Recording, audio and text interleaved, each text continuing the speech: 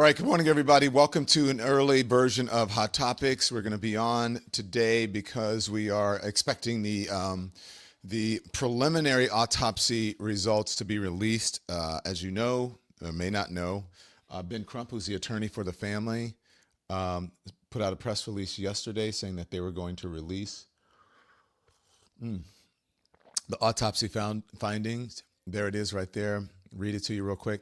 But I want to tell you, make sure you hit the like and the thumbs up.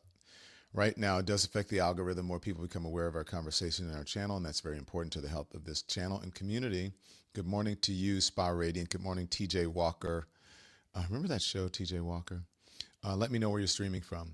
So Ben Crump to announce preliminary findings from independent autopsy on death of Nolan Wells. And also the NAACP adopts a resolution calling for an in-depth, transparent investigation.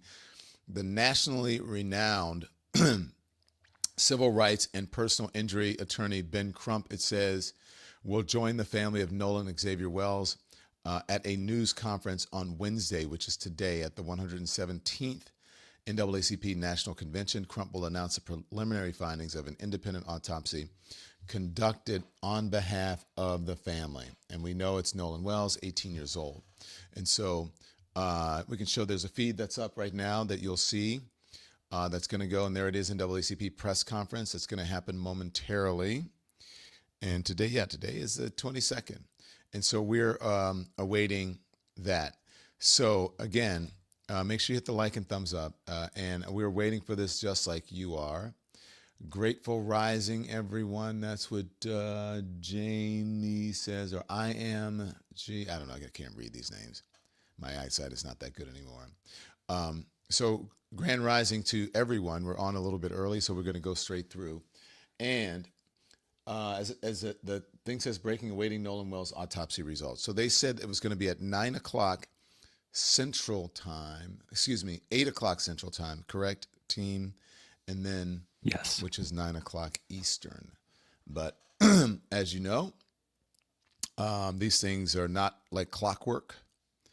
And so we'll tell you about some of the things that we have learned yesterday. A couple of breaking news things happened yesterday that we are still following up on.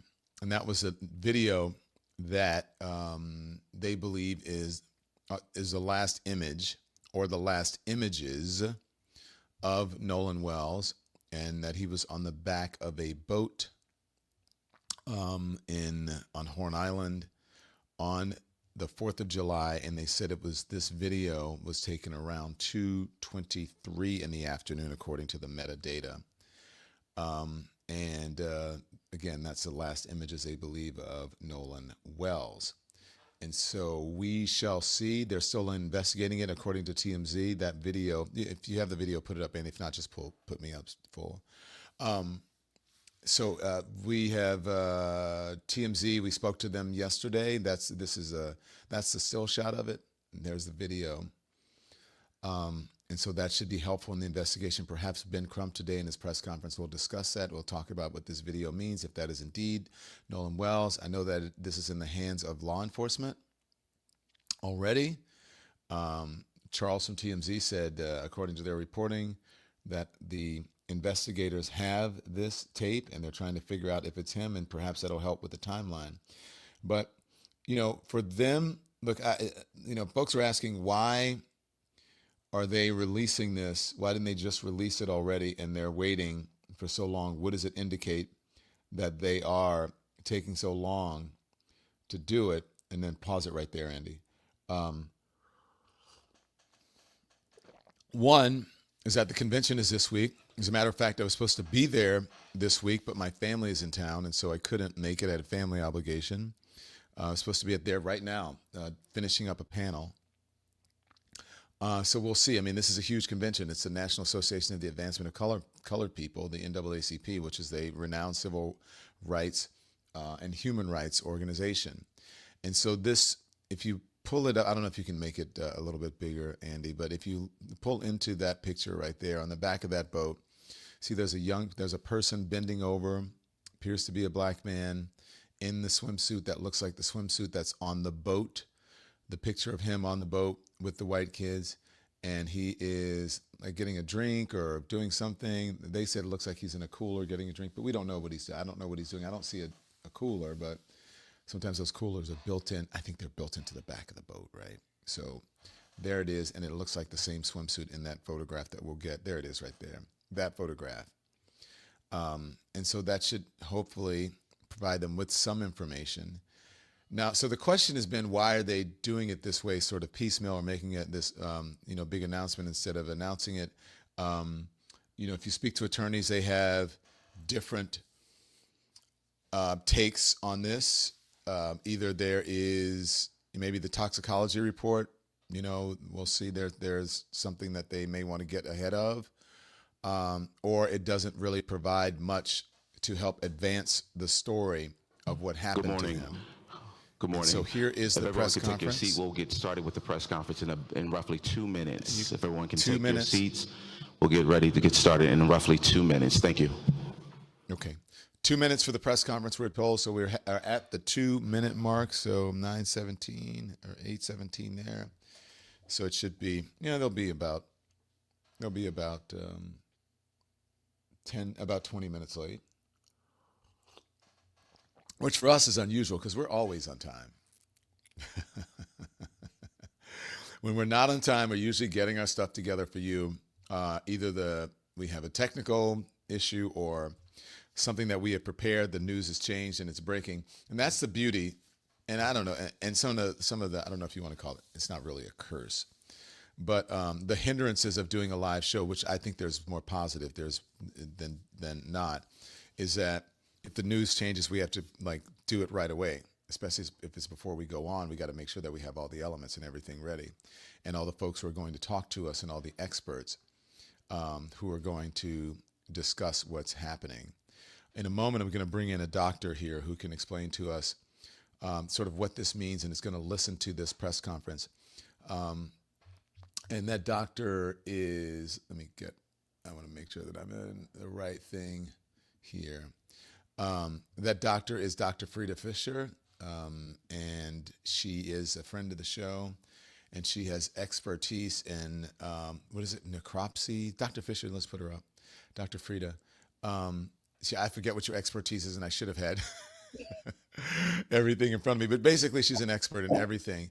And so good morning, Doctor. Good morning, Dr. Frita. I want to know. How are you doing? I'm doing okay. I want to know, when they say preliminary, what does that mean? What are we looking at here? That means on the initial examining of the body, looking at the gross findings, meaning the findings that you can see pretty largely, you're able to make an early determination of what likely causes of death are. However, the final autopsy is not able to be presented until you've done everything, including toxicology, seeing if there are any drugs, looking for evidence on the most microscopic of levels. Sometimes testing will take weeks or months before you can give the final. And so you'll note that when Lindsey Graham passed away, they gave us a preliminary autopsy report the medical examiner did from DC really quickly, within 24 hours, I believe. And usually within 24, 48 hours, they can give you something preliminary. And when there's something obvious, like with what Lindsey Graham had, an aortic dissection, that huge artery, the largest artery in your body, they're able to say, but still they're going to look at toxicology. And so sometime down the road, we'll get a final result. So we're getting what's preliminary, but what it means is that results could change or new information could add to the evidence to help to really understand the true cause of death in Nolan Wells. What took so long with this one? Because you said with Lindsey Graham, it was within 24 hours. Why is this one taking so long? And I can only speculate. Ahead, yeah, sorry. yeah. I have another question. Go ahead. Yeah. I can only speculate. However, we're getting, from my understanding, the independent autopsy, meaning already the people who had the body first, the Mississippi medical examiners, they've already had weeks, at least since July 6th. And so in a standard situation, they already would have had a preliminary result. And so while I don't know the facts of why it's taking so long, I can only imagine that there's something outside of the medical examiner's control, because very likely early on, they have something preliminary. And so be it political, legal reasons, having something to hide? I don't know. I can only speculate. I can say it's not normal for a preliminary result not to be back after what, 2 weeks. And as far as I know, the authorities in Mississippi are saying, as they're about to get started here, they're saying that they believe it's accidental, but they have not really released any of their autopsy results. Correct? I have not heard any. I have not heard any, and I've been checking right up to the minute to popping on here. And it was really something, because you'll recall even that Officer Ledbetter already said that things appeared to be accidental very soon after Nolan's body was found. He said, yeah, from our understanding, he chose to stay on the island without his phone. And so it sounds like they had made, at least some people from the ones who presented, that they had made some conclusions well before having any data whatsoever, which is concerning to make such a statement. It seems accidental before we had any facts of the case or any autopsy. But even in listening to someone who was on a show who's with the Cajun Navy, there was someone, what was his name? Oh gosh, someone who's with them saying that it looked like it could be accidental. I'm hearing that, but I'm waiting to see some evidence to deal in facts. You mean someone with the Cajun Navy? Is that what you mean? Yes, Or someone? yes, and he was actually on Nancy Grace a day ago. Yeah. I know you're talking. We interviewed Todd one was the person first name. Yeah, and Yeah. there's another person who's with the Cajun Navy as well. Look, I think the family has said all along, and we've said as well, whatever it is what it is. But the family deserves transparency, and I think the American people deserve to hear from the public servants about what happened, because this news is about the public interest. And if you're a public servant, then I think you serve the public, and also obviously you serve the family and the victim and everyone in the investigation. So. Right. Yeah. Todd So Terrell there was you his go. name. Todd Terrell was Todd his name, Terra. Asian Navy, saying that, we don't know. It seems like it's accidental. It's not uncommon for people to go on the island with one group and then leave one another. He's like, that's not uncommon. But of course, he got pushback saying, but is it uncommon to leave your phone away from you? So Yeah, I just that is uncommon. Yeah, so many unanswered questions. Hey, Andy, if you can put up the freeze version of that photo as we wait. And I know, look, doctor, you deal with this. I deal with this. I was a lifeguard. I have a very healthy respect for water. I love the water, but I have a very healthy respect for water. I do not like to be intoxicated or even tipsy when I'm on the water. And if you look at that photograph there, right, or this freeze frame, just let it stay there. I don't like these situations. right. And I'm out on the water. I've been on boats since I was a kid. I have a boat. I just, maybe if there's a friend group, and maybe we have tie up, our two boats together. But when you get past like two boats and you get past like 6, 7 people, I'm like, this is too many people to keep an eye on. And, the drinking or whatever, because in an instant on the water, things can turn tragic. Absolutely. And I'm sure you see drownings all the time in your profession. Absolutely. And unfortunately, we know that young Black people are disproportionately affected by drowning deaths. But even adults, we don't recommend certainly that adults are, drinking while they're on the water. And so once you get a group of kids, essentially, even if they're young adults, if they're less than 25, their frontal lobes haven't developed. Their decision making, their risk, their impulse control is going to be down. And so there's so many factors that could have happened. And, and as Nolan's parents have said, they just want the truth. They want honesty. I've heard people say, you guys are saying it's race, and what if you're wrong? What if you're wrong? We didn't say that. Nobody said that. Yeah, we just want answers. Right. We just want Nobody answers, said it was race. and that's it. Yeah. But we did say that race is an issue in this country, obviously in Mississippi. Look at the history. If you want to know something, just look at the history of it.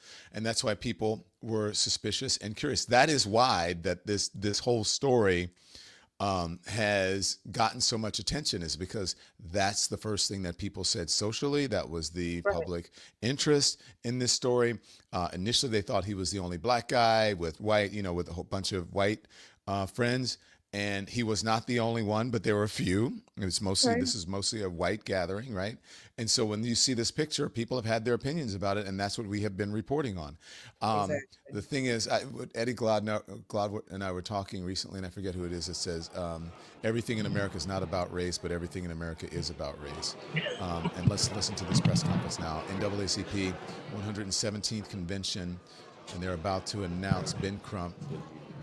And there you see Derek Johnson, who is the president of the NAACP, standing with the glasses on. Good morning. You see the mom, Christine. My name is Trevon Williams, Senior Vice President of Marketing Communications with the NAACP. We are here because a demand was made, a demand for transparency, a demand for answers, and a demand for ultimate justice on behalf of Nolan Wells. And that demand must be honored. Amen. For that, we are honored to pause even for a moment to respond accordingly here at our national convention. Momentarily, you will hear from renowned civil rights attorney Benjamin Crump, who will provide updates on the findings of the independent autopsy that was conducted in the death of Nolan Wells. Immediately following that, we will take questions from credentialed media. We will attempt to answer as many questions as we can. However, we want to be respectful of the fact that we do have additional programming that is going on to conclude our convention today as well. So we're asking that all press and media, if you're asking questions, please be concise, give your name, give your media credential, and we'll go from there. But before he comes, we will have the leader of the NAACP, President Derek Johnson, to give opening remarks. President Johnson.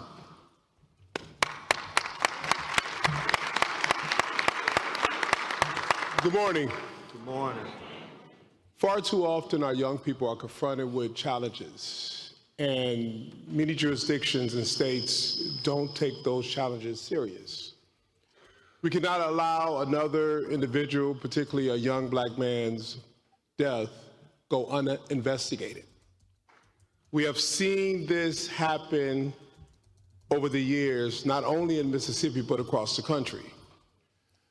It is unfortunate that our young people only seek to enjoy life, and as a result of participating in activities no longer have life. For the NAACP, we take this and many other cases serious because every person matters. I want to thank the Mississippi State Conference, particularly Alitra Perryman, for working with the family and supporting the family on the onset. Because it's difficult to lose a loved one, it's even more difficult to navigate a process when all eyes are on you. And the pressure of balancing between grieving and navigating is upon you. And so for the NAACP family, this is our role, is to step in, to support when the families have an issue like this, and the local officials seem not to hold people accountable. It's unfortunate when you see news reports and law enforcement officials are repeating what individuals are saying as opposed to investigate the individuals who gave you the information, because you don't know who was involved or not involved. Amen. And so narrative matters in this case. And we're saying that in Nolan Wells' situation, the narrative should not be it was an accident before there was an investigation. The narrative should not be the words of individuals who went on a boat to the island with him, but they came without him, but with his cell phone, and you don't investigate those individuals. Amen. We're not accusing anyone of anything other than the state of Mississippi and local officials. We're accusing them of being derelict in their duties. To follow up and to ensure that regardless of what happened, that there was the proper investigation so that this family and that community could be assured that if anyone was involved, they would be held accountable. And if it was truly an accident, that the families will have the necessary answers that any family deserved in this situation. Amen. I want to bring to the podium Attorney Benjamin Crump, a friend of mine who have stepped in to take the case and in support of the family to ensure that they get the answers that they deserve, and that local officials and anyone involved will be held accountable to this family, to that system, because we are all parents, siblings, to loved ones who should not be confronted with this reality. Attorney Crump.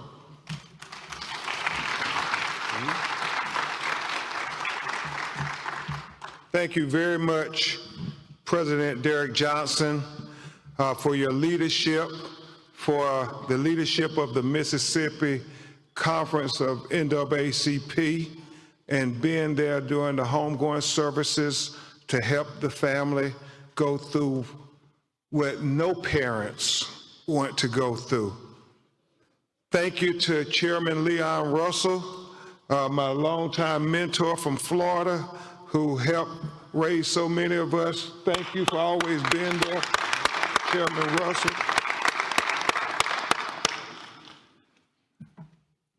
As President Johnson said, I'm Attorney Ben Crump, representing the family of Nolan Wells, but it's not just me, it is a team effort of incredible, dedicated lawyers and investigators and paralegals. Attorney Lisa Park, attorney who you'll hear from in a few minutes, Attorney Eric Hertz, Attorney Gary Buchan, Attorney Camila Moore, Cliff Jones, Jared Presson, Alan Williams, our whole team of people who are committed, as I said, President Johnson, on this ferocious search for the truth of what really happened to Nolan Wells. But before we begin to discuss the intricacies of the preliminary findings of the independent autopsy, we think it would be appropriate for you all to hear from the people who knew Nolan Wells best, so they can thank you themselves and tell you about the trials and tribulations that they have been enduring since July 4th. July 4th would never be the same for them.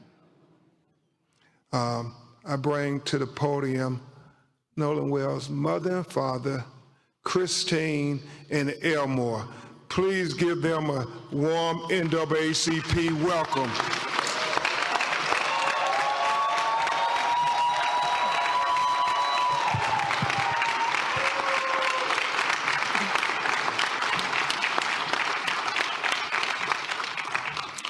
First of all, I want to say thank you all so much. Thank you to President Johnson as well as Chairman Russell. This has been a difficult journey. Losing a child, it truly breaks your heart. It is a pain that is just, you can't measure it. Especially someone like Nolan, who brought so much joy and light and life to everyone. You don't find too many genuine people like him. So to lose that light at such a young age under these circumstances has been absolutely difficult, which is why we've gone this route. There's so many people out in the public asking all of these questions, but the only question that we have is what happened to our son. That is the only question. We have consistently been degraded by the public. There's been questions about our parenting, our GoFundMe, this, that, and other. I've been called a racist. I am a healthcare provider, and I take my job very seriously. I love everyone. And it's been difficult for us, but we are leaning into our faith, leaning into one another, also leaning into all of you. There are not enough thank yous, not enough appreciation for what you guys have done for us. And we do. We love you from the bottom of our hearts. Thank you. And so it is our hope that our local authorities will do what they need to do, because us having the preliminary autopsy results and hearing nothing from them, it's heartbreaking and it's concerning, which again is why we are here, why we have asked for this help. So again, thank you all so much for your support. We appreciate you, we really do.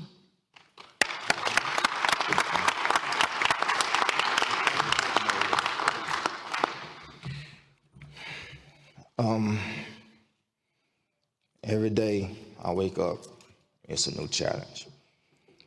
Knowing that a part of me I will never talk to, I will never hold, I will never play around with or get mad at, is not here anymore. Nolan brought a lot of joy to our family. He was the wittiest one out of everyone. The clown.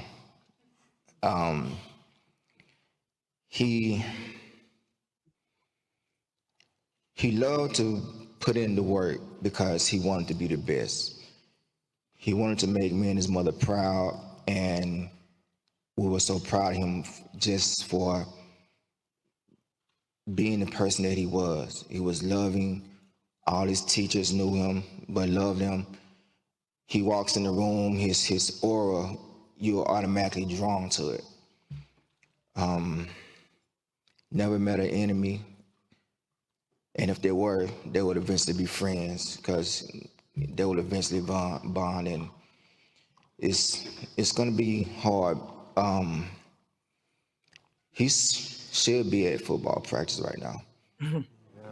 Calling me after practice, Dad, I made this play, or I made that play, or I get a text with 3 or 4 videos of him doing this, running this route, making this block. And what you think I should do? And I will give my honest, because I always tell them, if anyone is going to be totally honest with you, it's going to be me. And it's not because I'm being mean, but people outside of your family are going to tell you what you want to hear. I'm going to tell you what you need to know to make you better. It's going to be hard for our family from here on out. And like I said, every day is a challenge. We're going to miss our son. And like my wife said, we just want honesty. We want to know what happened to our son, because the things that you're telling us, that's not the character of our son. We know our son. I understand, our children would do things that, they would kind of dumbfound us sometimes, but the things that we're being told, that wasn't Nolan. So please keep us in your prayers, keep him in your prayers. And we're going to keep pushing and fighting until we find answers. Thank you guys for your love and support.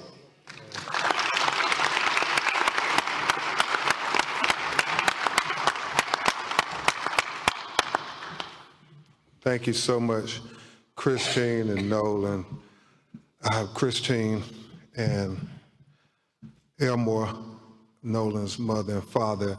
Before we start to go over the preliminary findings from the independent autopsy, we will hear from Attorney Lisa Park to tell you about who was the forensic pathologist who conducted the autopsy. Attorney Lisa Park.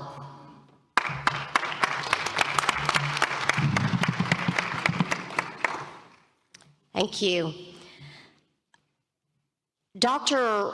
Roger Mitchell could not join us today, but we felt it important before we reveal and unfold this report that you understand who conducted this autopsy. Dr. Roger Mitchell is a physician and board-certified forensic pathologist with 2 decades of experience. He currently serves as the president of the National Medical Association, which is the oldest and largest group of Black physicians in the U.S.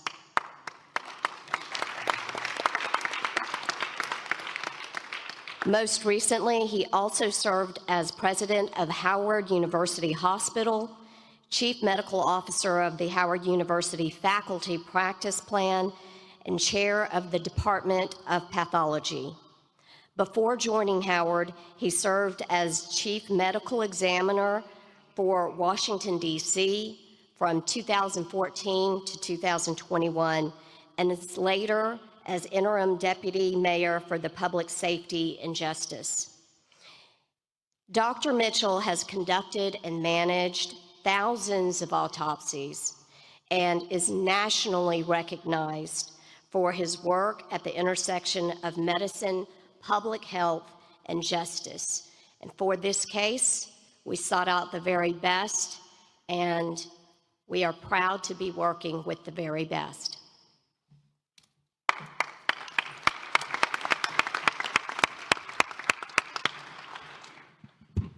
Thank you, Attorney Park.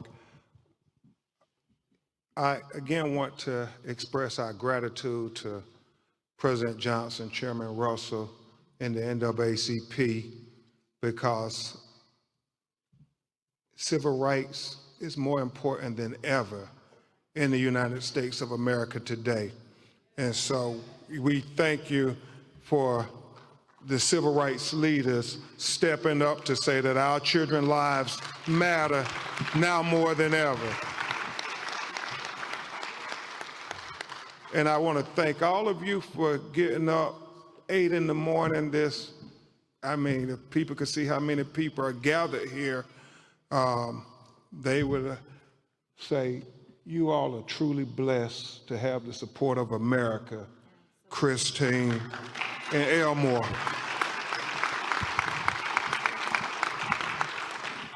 And I want to thank the media for covering this matter, because they don't always cover when our children are taken away from us in highly unquestionable ways. And I do understand there's a lot of news going on in America today. I woke up to them saying LeBron James is going to announce where he's going to play basketball next year. But I'm very happy that the media said this story is just as important. And I'm sure LeBron James and Rich Paul and, Stephon Curry and Draymond Green,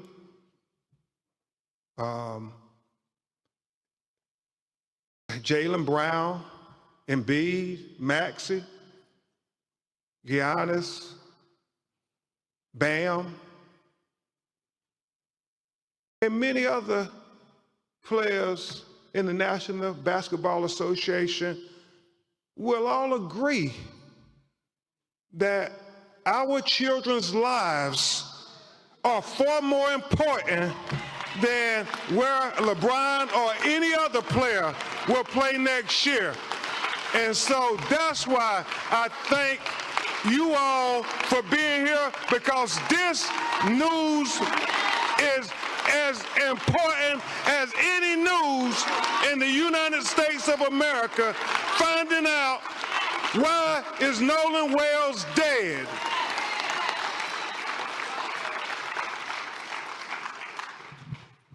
And I want to thank you all who have called the call center. I want to thank Reverend Al Sharpton.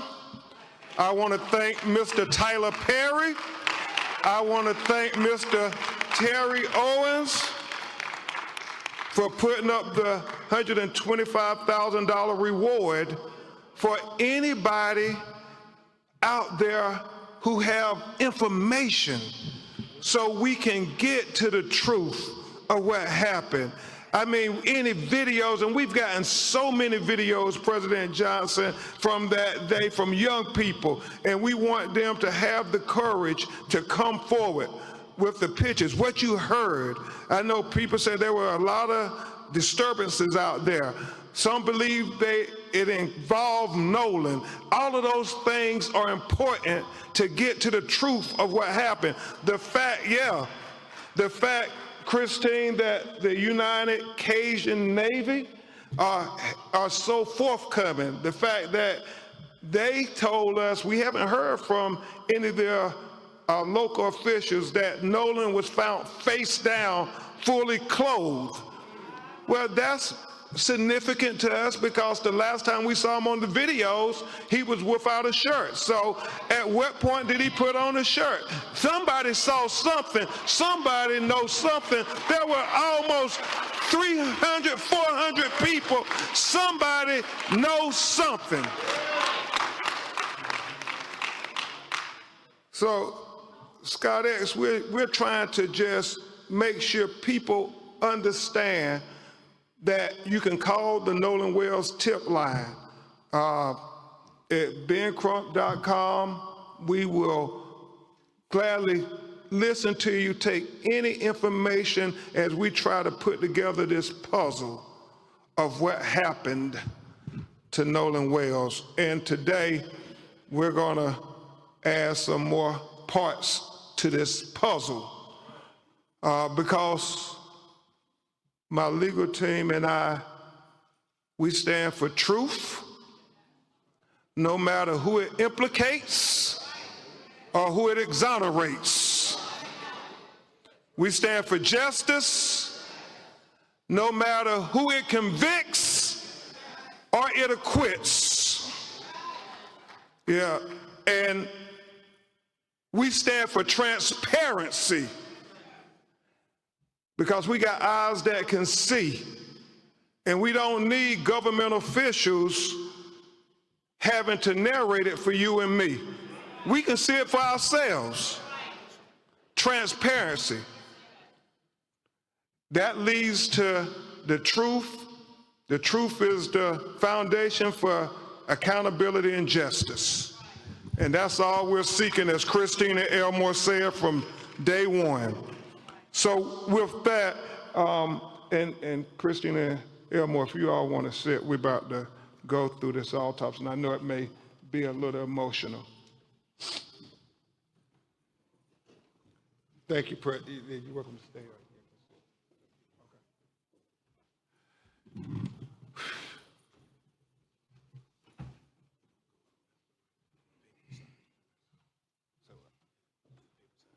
You got the pointer?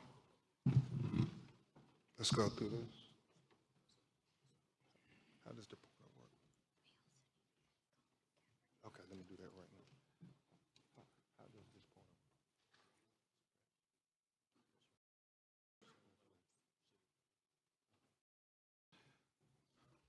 pointer? As we begin to present the preliminary findings of the autopsy, we want to especially thank Mr. Colin Kaepernick for not thinking it robbery to pay for the autopsy. This is the first chart. Let's go with the first one. Put it right up.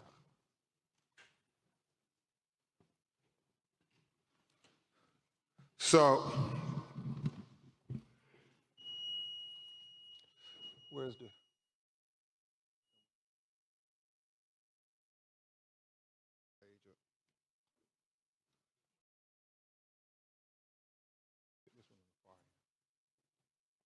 Second page, that's the real one.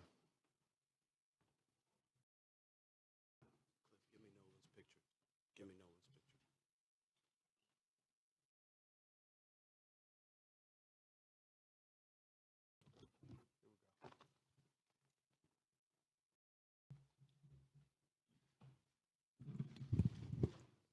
And the autopsy will be provided for the media at press@bencrump.com. And so, Mr. Jones, keep that. I don't need this one. I just need this one here. Pull this closer. So, pull this up here.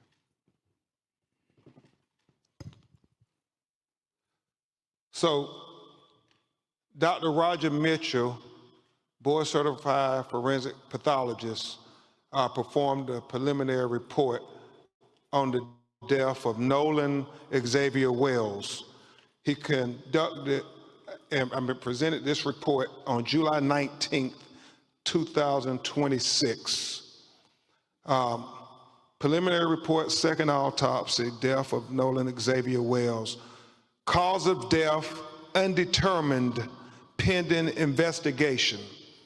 And we'll explain that as we go through the report this morning. The manner of death, undetermined, pending investigation. Statement of examination. This forensic pathologist was retained to perform a second autopsy examination on the body of Nolan Xavier Wells. Name of decedent, Nolan Xavier Wells, age 18 years old, race black, gender male, date of death unknown. Second autopsy date was performed on July 10th, 2026. Preliminary findings, and this is significant. Focal area of red discoloration in the soft tissue of the back of the head, the occipital region. He said the etiology is unknown at this time. He said the body was received after the initial autopsy. He said the body had marked decompensation.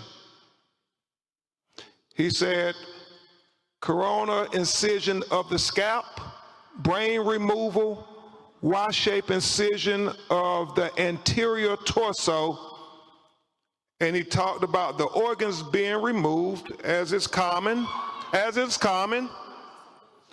accompanied in the body cavity. And that when you have an autopsy, the organs are removed from the body and they are dissected and examined, and then they are put back in a bag within inside the body.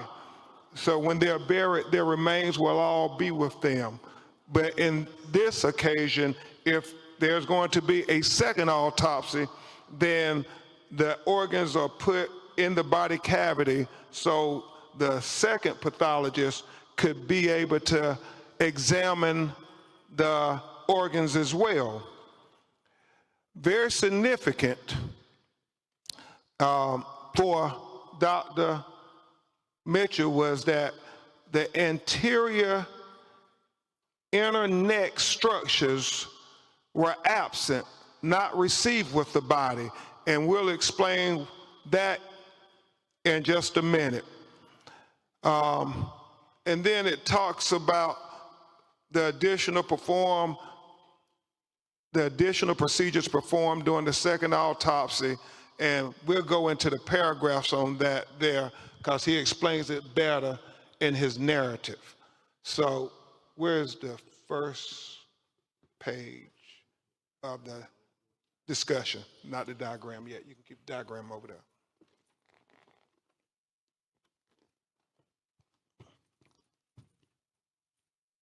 Move this back, Lisa.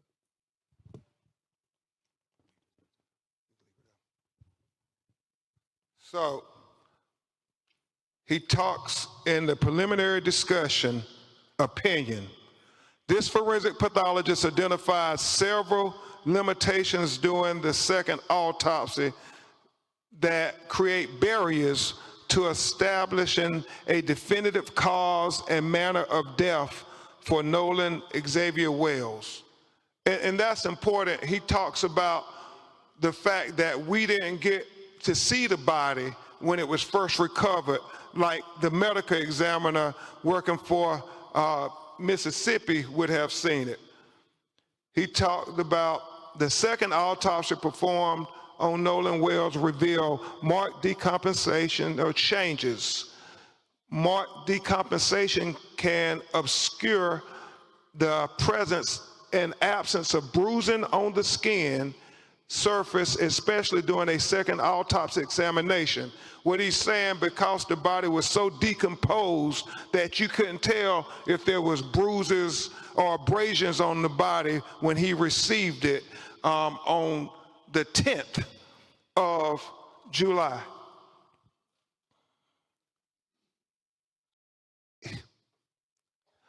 For these reasons, additional dissection procedures not performed during the first autopsy examination were performed to rule out potential blunt force injuries responsible for the death.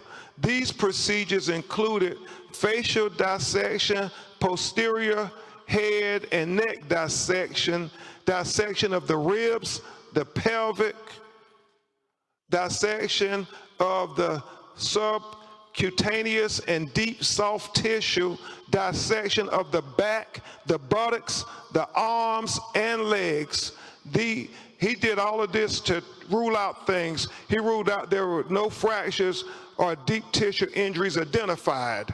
This was very important because he wanted to be very thorough and very transparent, because transparency is the key to getting to the answers of why Nolan Wells is not with us.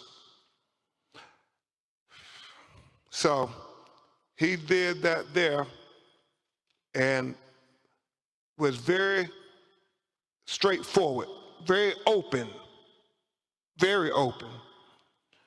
He says, however, dissection of the back of the head during the layered posterior neck dissection revealed a 12 by 8 inch focal area of red discoloration in the deep soft tissues overlaying the occipital bone.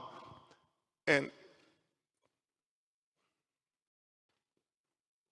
he talked about how he found red discoloration when he cut open into the back of his head towards the occipital bone, and he saw the red discoloration, and we actually saw the pictures of it. It's significant. You can't help but notice, why is this dark red here in the back of his head? And so he was important to note that in his report. He said that etiology of this finding is unclear. There are no lacerations of the overlaying skin nor fractures of the underlying skull. These findings are inconclusive for perimortem injury due to both the extensive decomposition and the absence of associated injuries. This finding, however, is significant enough to be highlighted in this preliminary report for further investigation. It is important to reiterate that the finding could not have been observed in the first autopsy because the posterior head and neck dissection were not performed. He said another limitation, move this back here. Another limitation faced by this forensic pathologist was the absence of the anterior internal neck structures.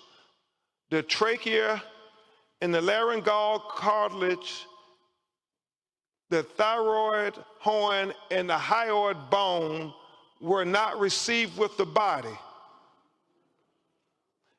So he's saying that the throat was not received with the body when he got Nolan Wells' body in Washington, D.C. to perform the second autopsy.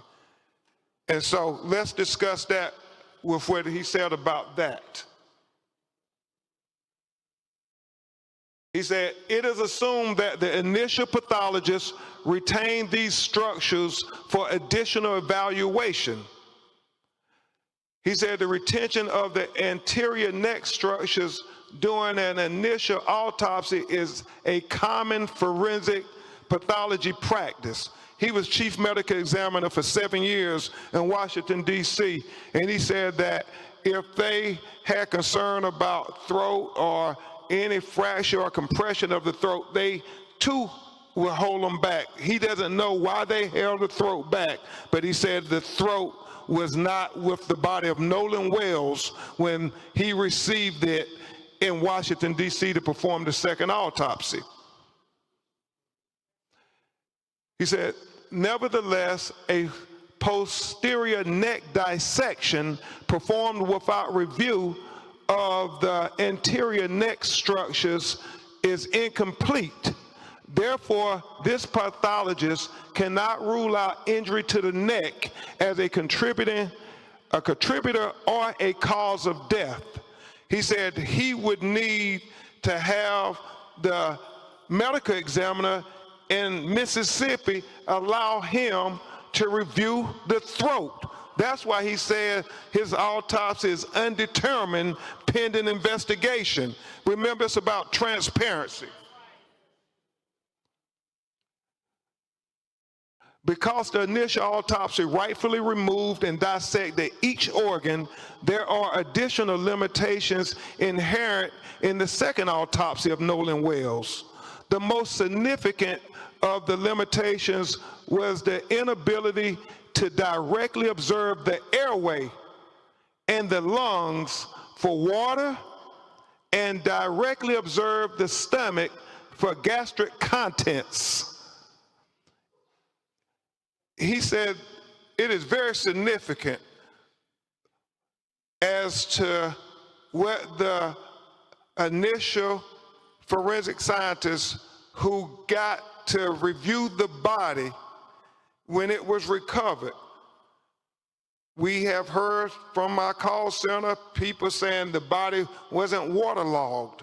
Well, we need to know those things.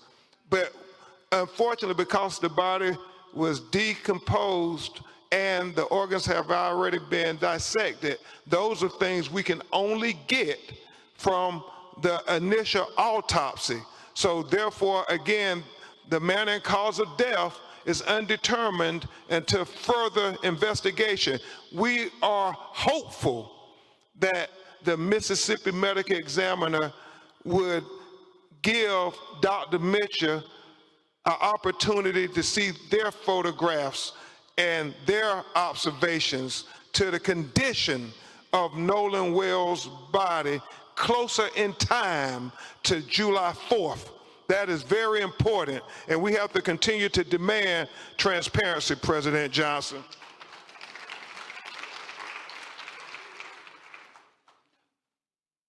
In addition, the original toxicology results have not been received at the time of this report, and we continue to wait for the toxicology to come back, because again, that will be part of the investigation into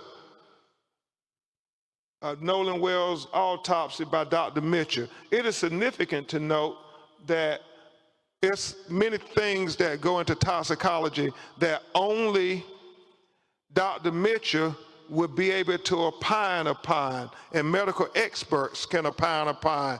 And he feels the proper place to do that is before a grand jury in a courtroom. And so we would hope that the district attorney would present Dr. Mitchell before the grand jury as well. We want all relevant information to be heard by the grand jury. Lastly, in cases where a death has occurred in or around a body of water, can you move this back? This is important.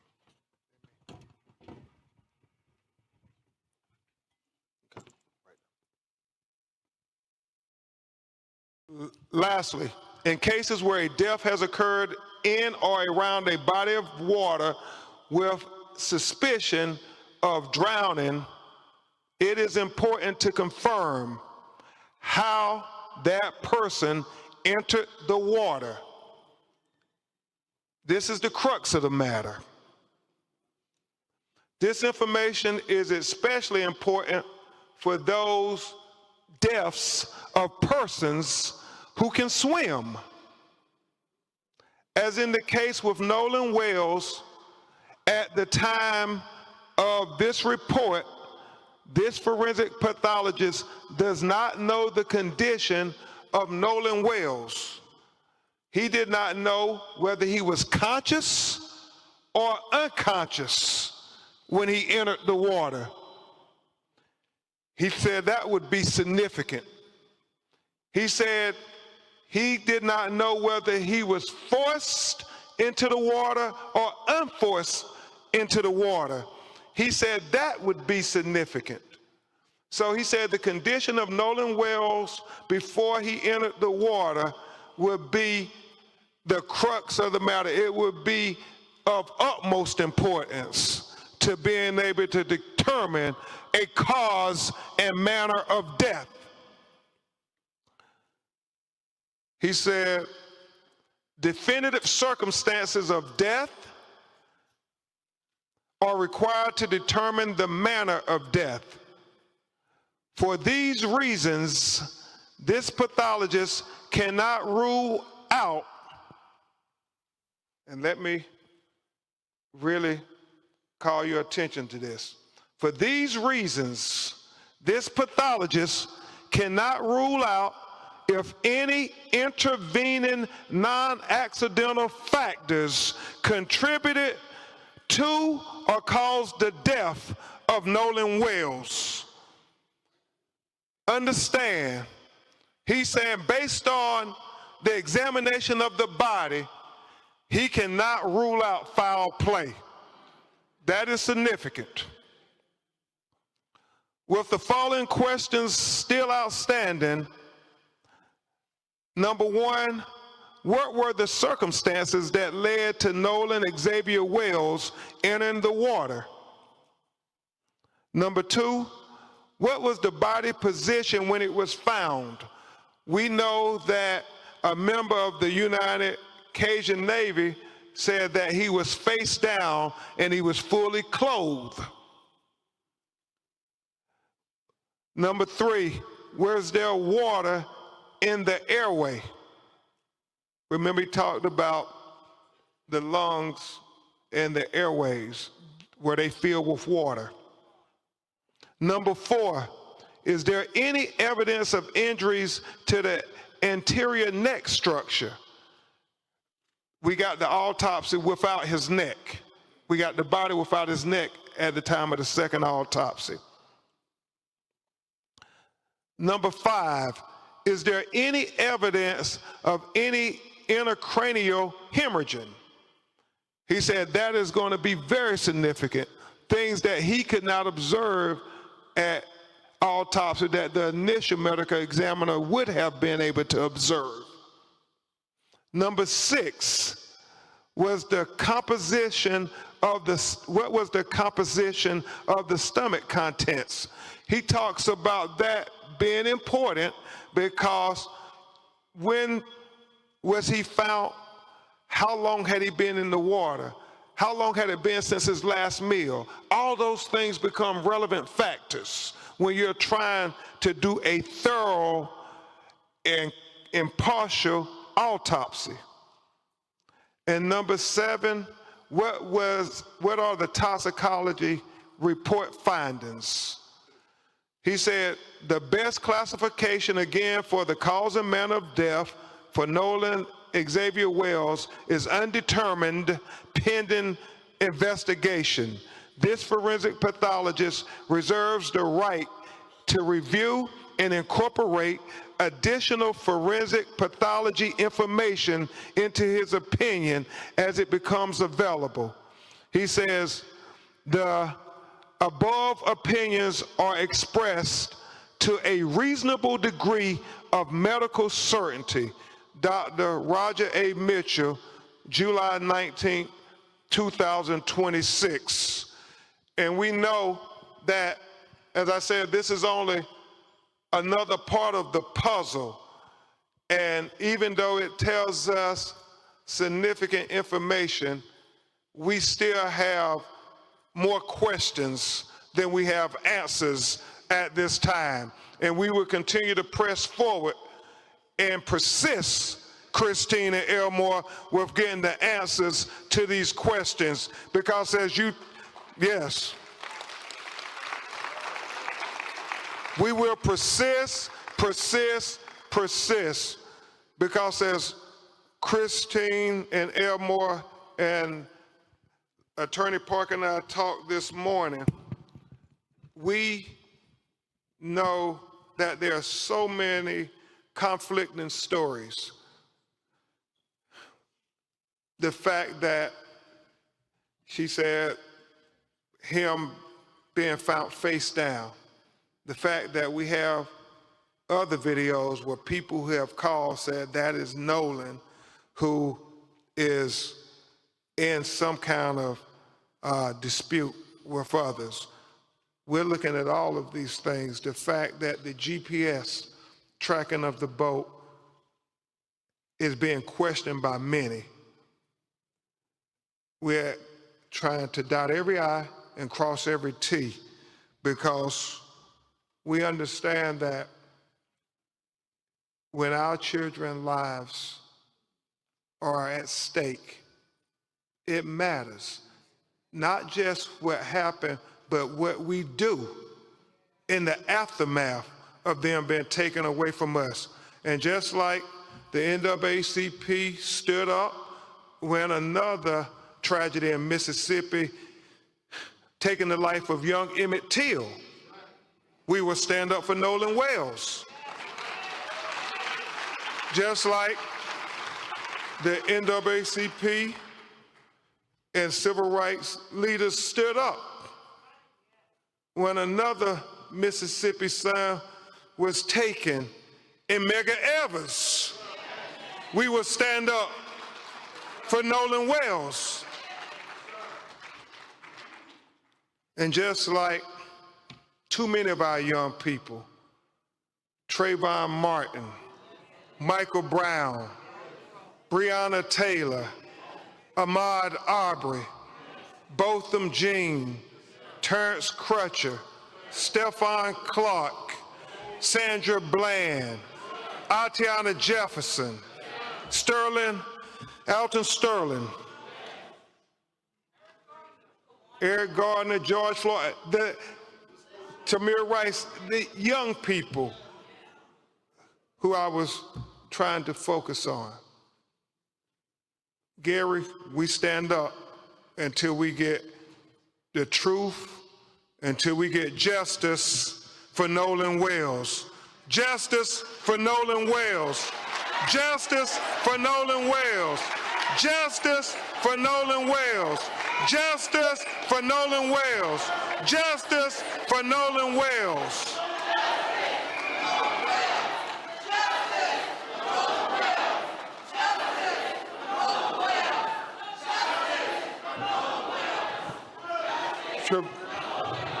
We were asked if Christine and Elmore and President Johnson can come back and join us on the stage. And Trevon, we will have you coordinate questions and answers for us or President Johnson or Attorney Park and I.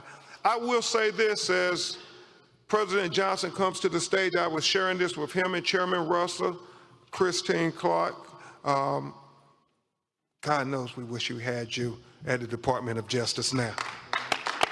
Christine Clark. As I was sharing with President Johnson and Reverend Al and others, this is so important that we continue to talk about Nolan Wells and what happened to him, and that we get attention on him, because in getting attention on him, it brings attention, Cliff Jones, to other cases that are not getting the attention as of yet, but I'm so grateful to Christine and Elmore because they said whatever we can do, not only to help our son, but to help these other young black boys who was killed the July 4th holiday. And I want to take a moment before we answer your questions to talk about two other young black men, both 18 years old, who were killed in extraordinary ways that are very similar to Nolan. President Johnson, 18-year-old Daniel Irvins went on a fishing trip, out on a fishing boat with two other young men. He was the only black. It is alleged that he ended up accidentally drowning, but his two white friends got his cell phone and threw it away, got his clothes and threw it away, and then went and deleted all of their text messages with him and social media. Sounds familiar? And they've only been charged with tampering with evidence. And his mother is crying out that they should be charged with murder, because if they will lie about his cell phone and his clothes and deleted messages, then they will lie about what really happened to Daniel Irvins.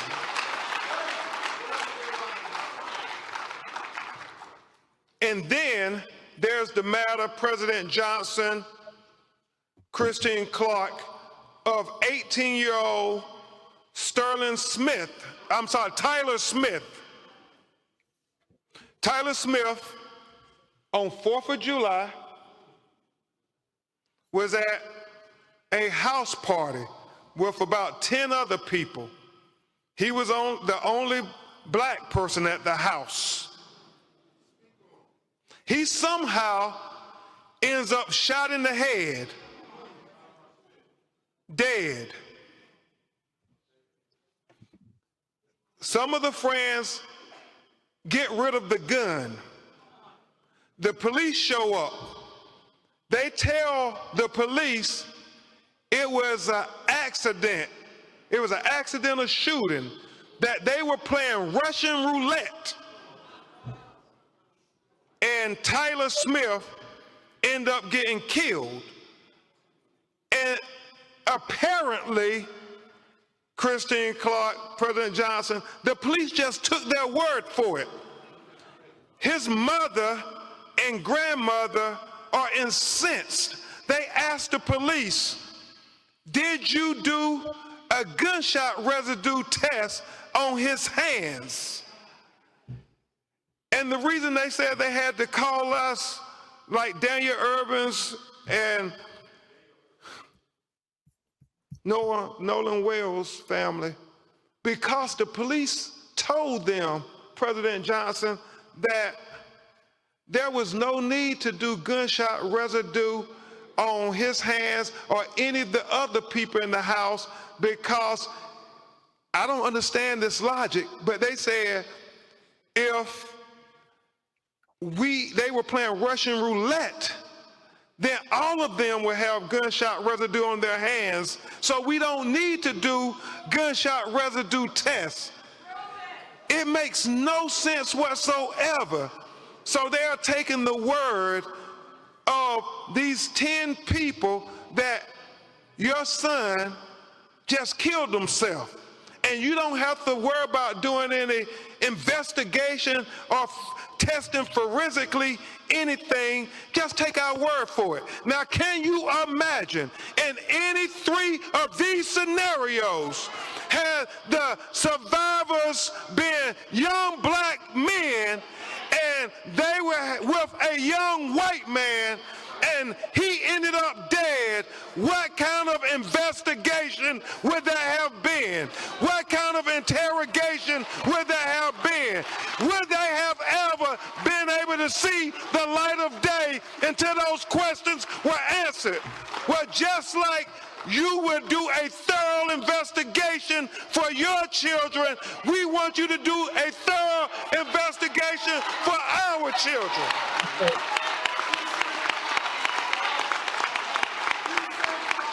We don't want anything special. We just want equal justice.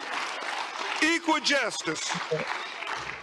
And so with that, I'll turn it over to Trevon to lead us in the final session.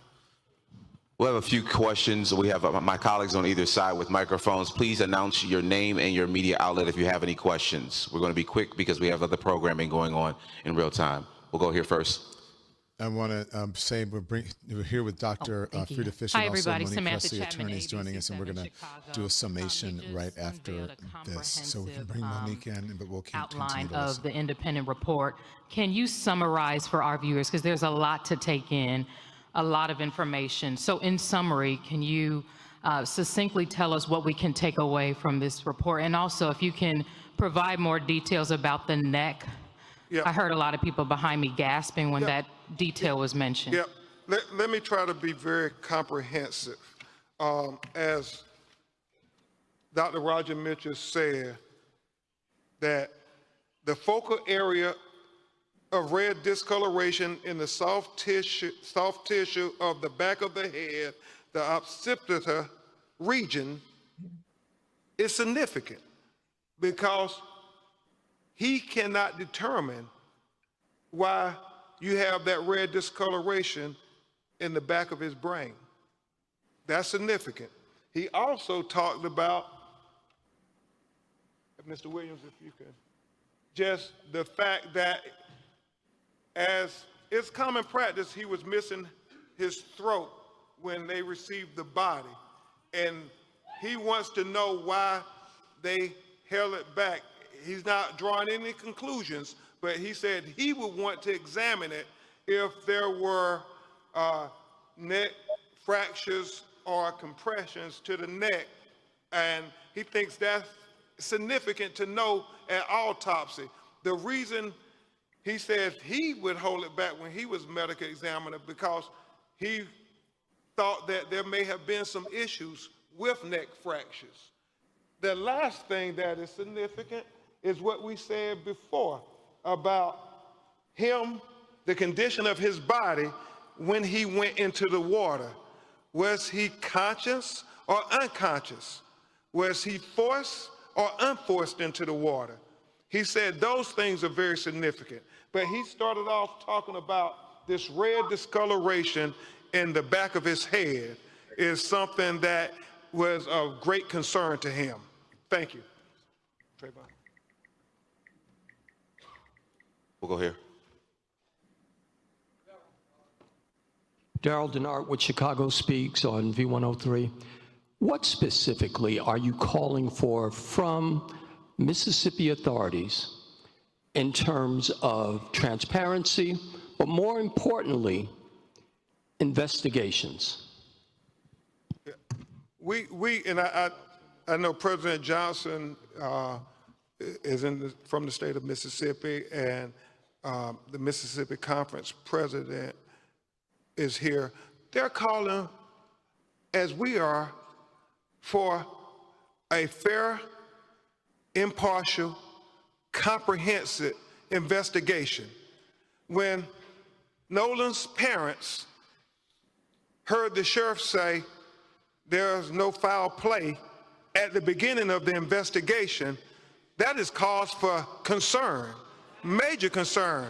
You haven't even investigated, but you're saying no foul play. And so we want them to dot every I and cross every T. You know, we had a meeting with the district attorney, and we expressed to them about our lived experiences. The fact, and you know, they said that's not what happens in her office, but we said we believe if the roles were reversed and there were 3 young black 18-year-olds and there was a white 18-year-old who was with them, and he ended up dead, we don't believe that those young black men would not have been interrogated to the full extent of the law. We believe that it would not have been a choice whether they were going to cooperate with law enforcement if their lawyers and them were going to cooperate. No, they would have been held until they gave answers. They would have been held until they explained the cell phone in their possession. They would have been held until their cell phones have been examined. And so whatever you would do, had the roles been reversed, we want you to do the same thing for Nolan Wells.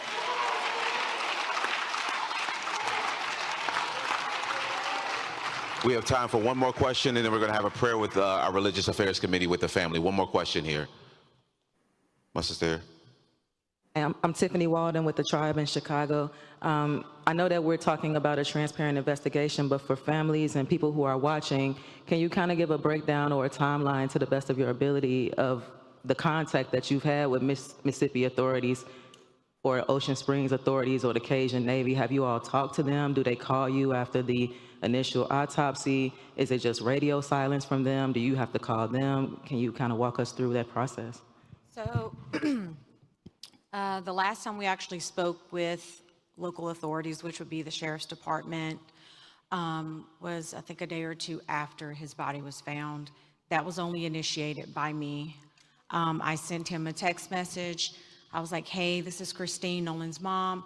I just want to see if there are any updates. Basically, he called back, there were no updates. He's like, we're still interviewing. And again, my concern, and also my husband's concern, was it was not even an hour that his body had been removed. And the sheriff came out and said, this is, accidental drowning. We don't think there's foul play. Again, that is why we're doing what we're doing and why we're moving the way we are.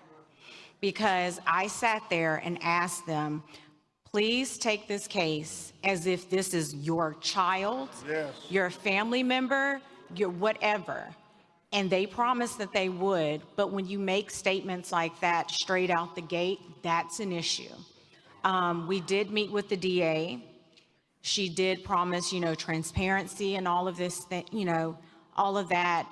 However, damage has already been done, because now that's the narrative that's being pushed by the general public, who again, know nothing really, only what they're hearing from other people. So in addition to that, it's all these things coming up. And at the end of the day, like I said before, any parent that would be in this situation, you would do anything to find out what happened to your child. And that is what we're here to do. It is very important to note that this narrative, this suggestion that it was an accidental drowning, nothing to see here, is troubling, even if that's the case. There were 300 to 400 people out on Horns Island. You mean to tell me nobody saw anything? Nobody can tell us anything about what happened to one of the few black people that were out there on that island that day? It just doesn't add up. The fact that they're saying Nolan said that he would stay behind, but yet an 18-year-old kid would not want his cell phone if he was going to stay behind. The fact that, you have the young lady saying that he said he was going to get back on the boat with the boys, and then the boys saying no. He said he was going to stay behind and talk to her. If that was the case, don't you believe Nolan would have said, give me my cell phone, I'm going to stay behind. Give me my car keys, I'm going to stay behind. It's not adding up. And so we're going to keep fighting and digging until we get the answers, the transparency, the truth, the accountability, and justice for Nolan Wells. Justice for Nolan Wells. Justice for Nolan Wells. Justice for Nolan Wells. Justice for Nolan Wells. Justice for Nolan Wells. Justice for Nolan Wells. Justice for Nolan Wells. Justice for Nolan Wells. We're going to have our Religious Affairs Committee join us quickly so we can have a quick word of prayer with the family, and that will conclude our press conference formally.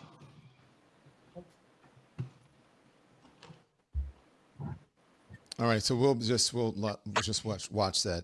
So that is the press conference announcing the preliminary findings of the autopsy report for Nolan Wells. I'm going to bring in the experts now. I'm going to bring in Dr. Frita, triple board certified medical doctor with certifications in nephrology, internal medicine, obesity medicine, and pediatrics, and a friend of the show.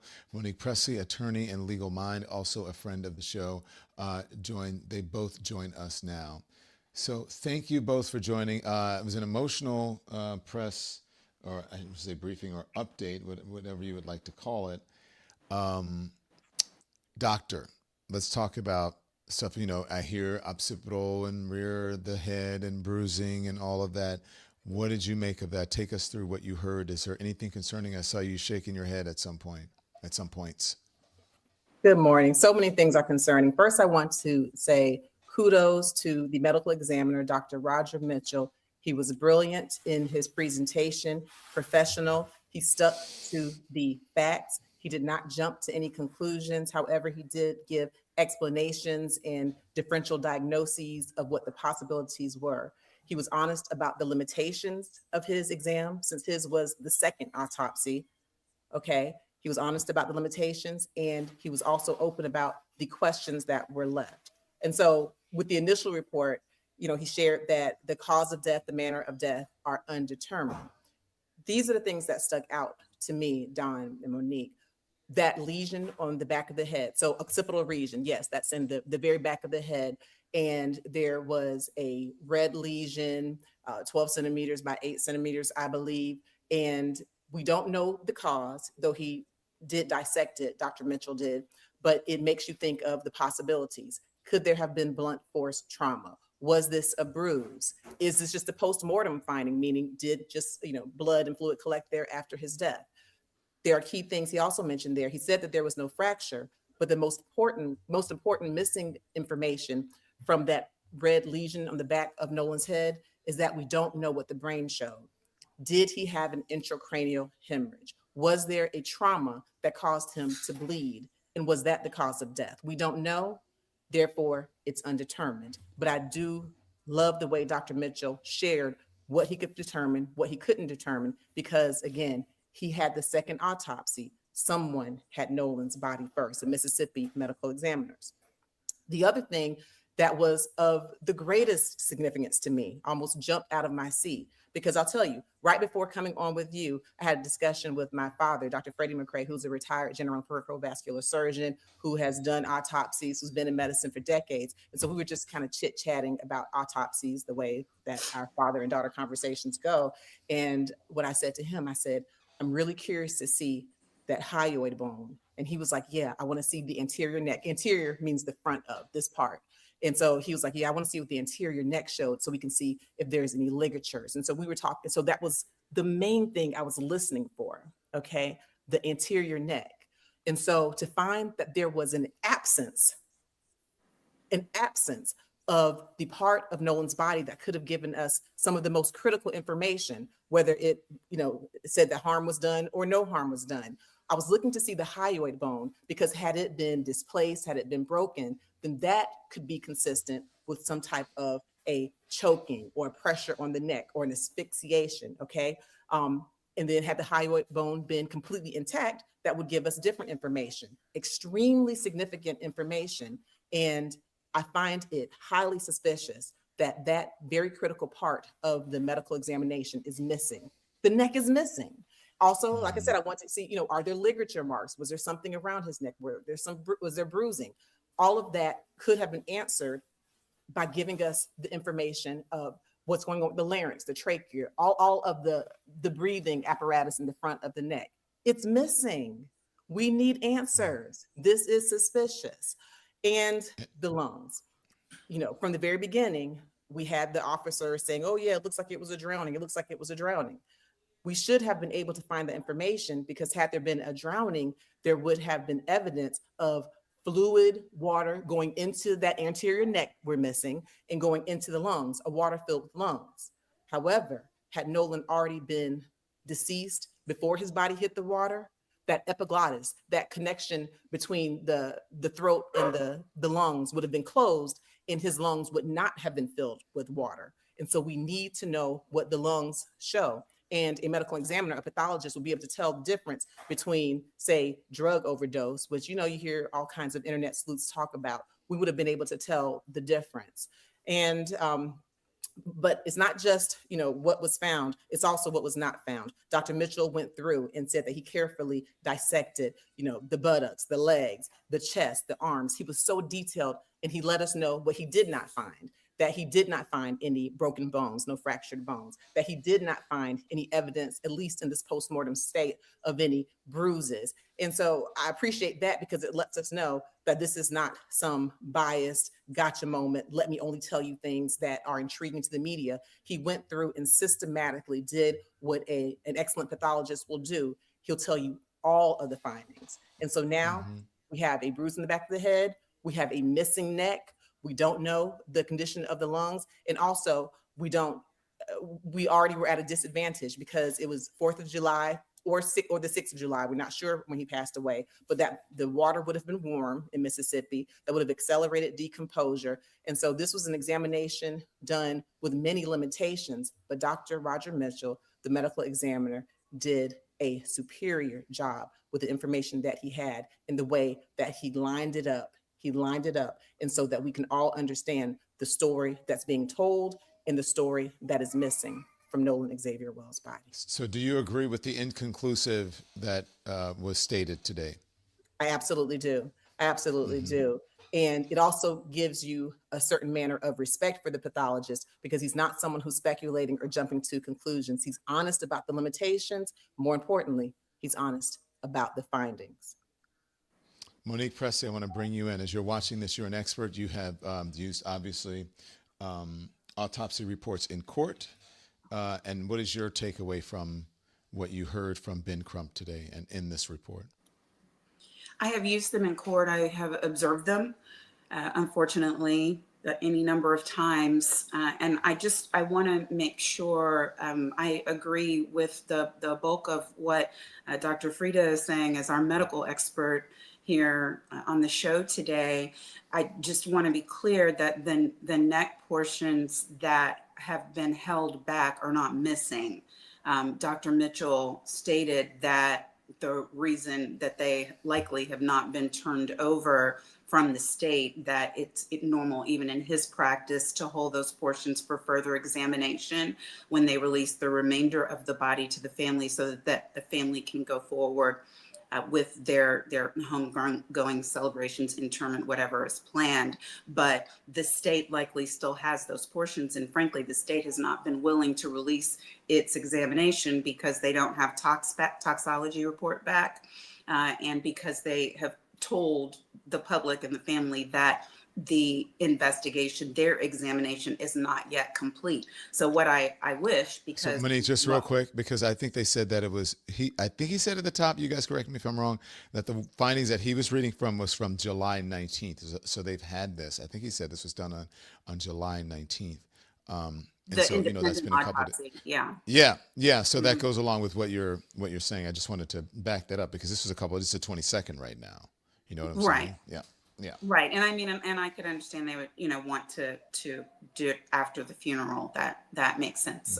But for him to not have certain pieces that he needs in order to have a conclusive investigation is because those elements are still under review and under investigation by the state. What I wish, since today was largely inconclusive, we have more questions than we have answers. What I wish is that he was able to have the first autopsy. Lots of times when we end up ordering independent autopsy examinations, it's a different circumstance slightly than this, where there is something that has been ruled out by the initial autopsy, and for whatever reason, it's found to be suspicious, or we need more detail, or we have recalcitrant examiner's office that isn't giving any more information. It looks like what they did was not enough. And so you have to go to another examiner, get an independent autopsy if you're able to, if the family is able to, and you get more and you're able to compare. I see a bruise here now. There was not a bruise on the first day, so maybe this happened post-mortem.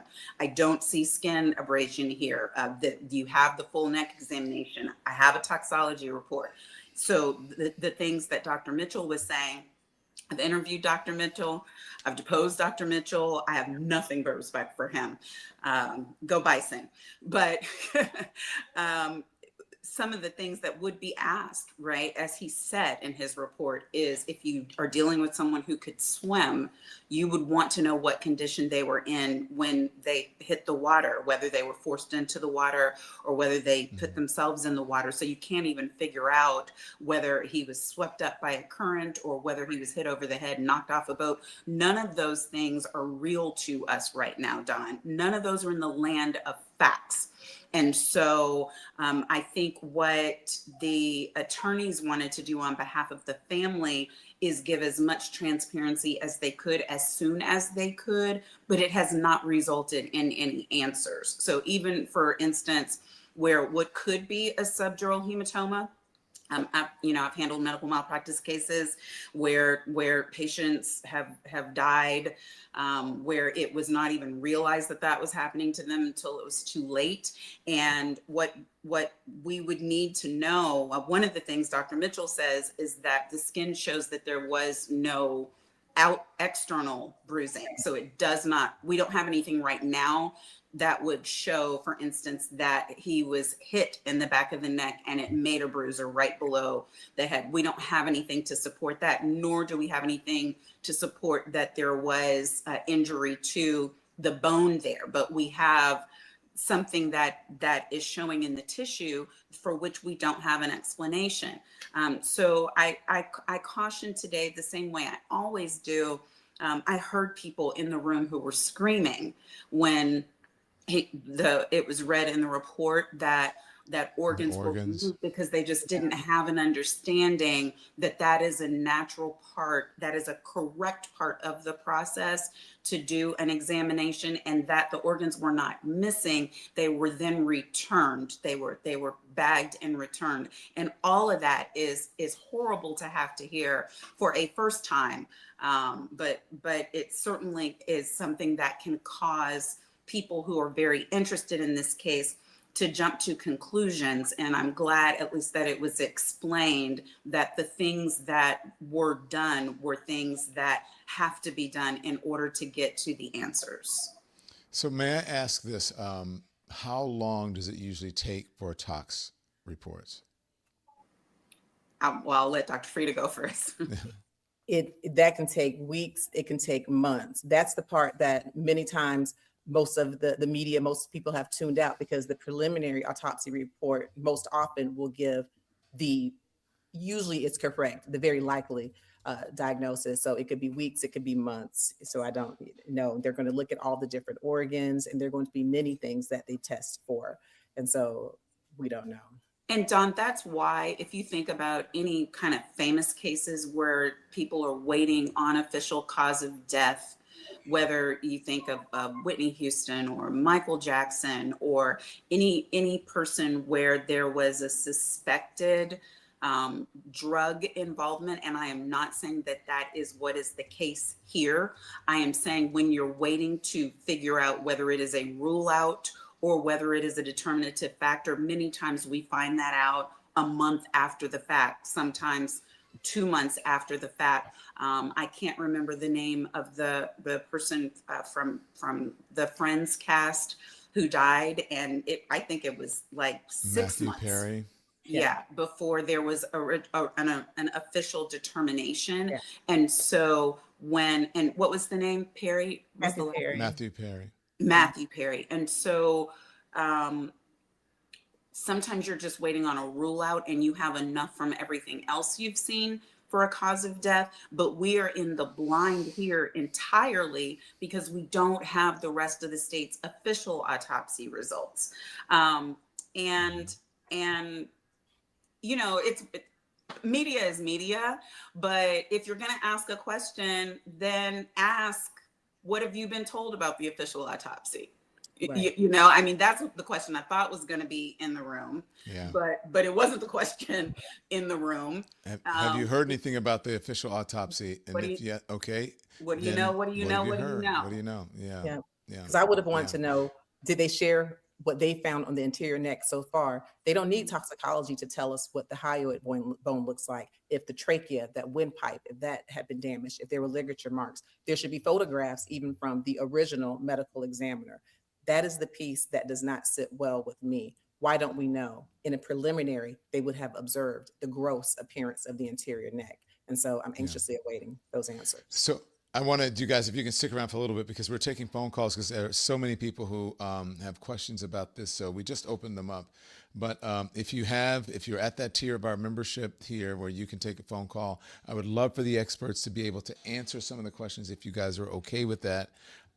Because I had lots of questions listening. I was like, well, what does that mean? What does that mean? What does that mean? And by now, even if it is, I know this is a strange question, but even if it is inconclusive, people have experience with these things medically or legally from the information that you have now. What does that say to you? What would that mean in a court of law? What would that mean medically, that you haven't seen any of these things? Because you know, you go through a checklist and you go, okay, it's not this, it's not this, it's not this, or it's this, it's this, it's this, it's this. You can sort of come to a conclusion about where this is going, if you know what I'm talking about. First, the physician. I don't know if that is a dumb question or, you know, if it's one that's pertinent. If you can kind of see where it's going based on what was Yeah. presented. Yeah.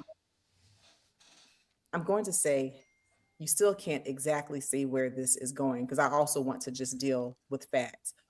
The one thing that we know is that from the very beginning with the Mississippi officials putting it out there, oh, it seems accidental. Oh, he chose to stay on the island. From the very beginning, they lost the objectivity. And so right now, all that I got from the medical examiner's report was that he was doing his best to bring the objectivity and the facts back into the case. And as far as where it's going, it doesn't necessarily seem like he's leaning one way or the other, but he's letting you know what he needs. For example, yes, he told us that it's significant that there was the red lesion in his occipital region, the back of the head, Nolan's head. He didn't say, oh, it's probably blunt force trauma. Ooh, somebody probably punched him. He just said what it was. And he said, Dr. Mitchell, he said what he needs to rule it out. So for me, he's not trying to lead us. He's not trying to lead us. He said there are no fractures. So we know that he didn't get into an accident or anything that would have broken his ribs. And so for me, I feel like separating myself from the attorneys, but just going with the medicine and the medical examiner, I feel like all he did was present a roadmap and left it for the professionals and for the forensic attorneys and for the detectives. They can take it from there, but he gave us the black and white of what the body said and how the body talks. Okay, let's bring in Roger Alexander Jr. calling from Clarksville, Tennessee. Good morning, Roger. Hi, good morning. There's so many questions that I have about this case, and I have so many mixed feelings and emotions about it because it's really sad, but my question is, and I know this is Mississippi, but do you think that they're trying to hold this out until the flames of the story kind of fizzle out, and then they release like the toxicology and what happened to his throat?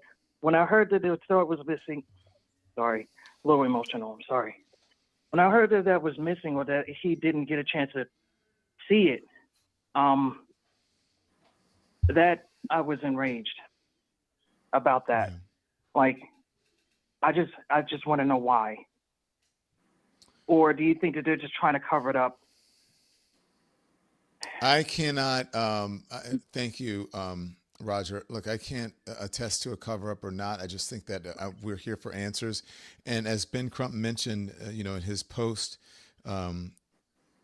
giving of the autopsy, that there have been, we have to look at the circumstances, the history of where it happened and what happened. But again, not exactly sure because it's inconclusive. I don't know if there's a cover up. I think that they're being careful about information now, especially since this story has gained so much national and international attention that they want to make sure that it's accurate. So I think people are holding their cards. I feel like maybe the investigators are holding their cards to see what the independent autopsy, what it reveals, and then vice versa. The independent folks may have been holding out to see what the other folks reveal, but I don't know if it is indeed, a legitimate effort to cover up. Would you guys agree with that? I mean, Monique, usually people don't want to give their cards away, or they don't want to get too far ahead of things before there's a 100% conclusion about what's going on, the toxicology reports, and on and on and on. That's just my assessment as someone who's been covering this for a long time, these types of stories. Right, and I don't know if we have, I took a screenshot of it, but I don't know if we have the part in Dr. Mitchell's report where he explains, just to what your caller is asking about, he explains what he believes is happening with the portions that he was not provided, with the portions of the throat, not that they are missing, but that he often in his examination holds those back for further review, and that it's very meticulous. It takes a long time. So we don't know yet what the result of that is going to be. And he does explain that in his report. I can't say, people say just in the South, I'm not even going to give the South the only bad reputation here. I don't trust. I think you verify and then trust where investigations are concerned when Black life is involved. And that's in any state, in any city. It is necessary to ensure, because the data shows that our death, that our trauma is not taken as seriously in this country, period. It's not geographical. So that doesn't mean that there's a cover up going on right now in Mississippi. It doesn't mean that there isn't, or that it would be any different if it was in New York or someplace else. We only have the information that's available to us right now. But what I can say to you is that the amount of time that this has taken so far is not, it's not extremely long. Like, this is not an exceeding long time for a suspicious death, for there to be water involved, because that makes it harder to get to results. And I know Dr. Frita can talk more about that than I can, but a lot of things that would be undisturbed for a medical examiner, they're dealing with the effects of water as they're doing the examination. So that does take a longer time. And that's why you heard even from Dr. Mitchell, inconclusive. He's saying, I see this, but I don't know why this is. I see this, but I can't say the cause. And so, but they didn't even share the pictures with him, because their examination is not yet done. And that also is common. I was with the DC Office of the Attorney General. Dr. Mitchell and I did not overlap. I was gone before he came. But I was there for many years, and we would cooperate in investigations, independent autopsies, things like that. But our findings were not released until they were conclusive, until they were final. Even if the final was inconclusive, until we got to that answer, nothing was released. Stand by. Dr. Frita, I want to hear from you about the water and the complications, because I think you want to say something about that. But you know what I've forgotten to do this whole show? I've got to get a word in from our sponsors. So we're going to hear from Dr. Frita and more calls. Give me 1 minute, and we're back in just a moment. A word from our sponsors. This episode is sponsored by BetterHelp. Now, here's something that I have learned. Life doesn't ask you if you're ready. It just keeps coming. And sometimes what it brings feels too heavy to carry by yourself. That's one of the reasons that asking for help really matters. It's not weakness. It's one of the healthiest decisions that you can actually make. BetterHelp's 2026 State of Stigma report found that 85% of Americans believe getting support is a wise decision, yet 74% say society still discourages people from doing it. Those two numbers shouldn't both be true. BetterHelp makes getting started simple. Their therapists are fully licensed. They'll match you with someone based on your needs. And if it isn't the right fit, you can switch anytime. With more than 30,000 therapists and over 6 million people served, they've helped a lot of people take that first step. So if you have been thinking about talking to someone, maybe today is the day. Get 10% off of your first month at betterhelp.com/Don Lemon. That's betterhelp.com/Don Lemon. You ever finish a book and immediately think, I wish more people would read this? Well, that's how I felt about Bullies, Parasites, and Slaves, Replacing Exploitation with Mutual Care by George Koch. The book asks a simple question. Why do so many systems reward exploitation instead of cooperation? George Koch draws on history, real-world examples, and his own experience as a technology executive to explain how many of us end up underpaid, overworked, and discouraged from questioning the system. But what I like most is that he doesn't stop with the diagnosis. He offers another way to think about building a society based on mutual care instead of exploitation.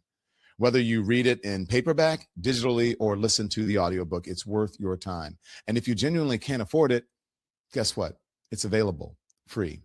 Go to BPS online or text BULLY to 511-511. That's BULLY, BULLY, to 511-511. Text fees may apply. On. All right. And thank you to our sponsors. They keep us posted. They keep us powered. Dr. Frita, can you hear me? Yes, I hear you. Okay, you want to respond? Water complicates it, Yes, etc. yes. So to Monique's point, the water would definitely make it more difficult to examine a deceased body because the water would cause a bloating or swelling of the body. It could cause skin slippage.